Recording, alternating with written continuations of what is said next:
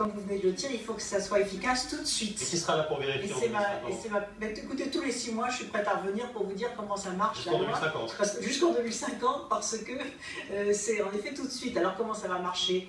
Il y a trois grands piliers d'action. Le premier, c'est les économies d'énergie qui vont baisser la facture des Français et qui vont créer des emplois. Des économies d'énergie dans le bâtiment, puisque 500 000 logements doivent être isolés, bénéficier de ces travaux d'économie d'énergie, grâce d'abord à un nouvel allègement d'impôts, jusqu'à 8 000 € pour une personne seule, 16 000 € pour un couple, c'est-à-dire que les Français, à partir des travaux qui seront faits au 15 septembre prochain, pourront déduire 30% du montant de ces travaux pour alléger leurs impôts. Ils auront ensuite accès à des prêts à taux zéro, puisque les banques se sont engagées à livrer 100 000 prêts à taux zéro.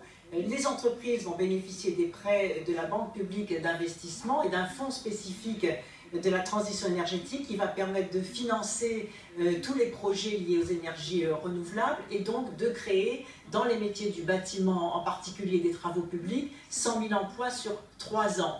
Donc c'est un effort très important. Mais 10 milliards d'euros sur 3 ans. On trouve où tout cet argent, Ségolène Royal? Alors c'est une bonne question. Je dirais que c'est de l'ingénierie financière. C'est quoi? C'est les allègements d'impôts dont je viens de parler. Ce sont aussi des prêts de la Caisse des dépôts et consignations avec l'argent qui est sur les livrets A.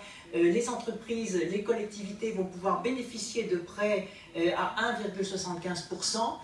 Qui sont remboursables en 20 ou 40 ans, c'est-à-dire quand les économies d'énergie auront permis de faire des économies, les prêts sont remboursés sur une durée très très longue. Et les entreprises aussi vont avoir accès à des prêts très avantageux de la Banque publique d'investissement, donc vont pouvoir isoler leurs bâtiments et donc gagner aussi en productivité. Et puis il y a la question des déchets, transformer les déchets en énergie. Par exemple, les agriculteurs vont pouvoir faire des méthaniseurs, c'est-à-dire transformer les déchets verts, les lisiers des troupeaux en gaz, comme ça se fait déjà. 1500 méthaniseurs vont être construits sur l'ensemble du territoire national. Et puis bien évidemment, l'encouragement à la voiture électrique, puisque 7 millions de bornes électriques vont être déployées sur tout le territoire. C'est un nouveau modèle aussi de société, un nouveau modèle de consommation. Et moi, j'ai la conviction profonde qu'on en a la capacité, qu'on en a la compétence.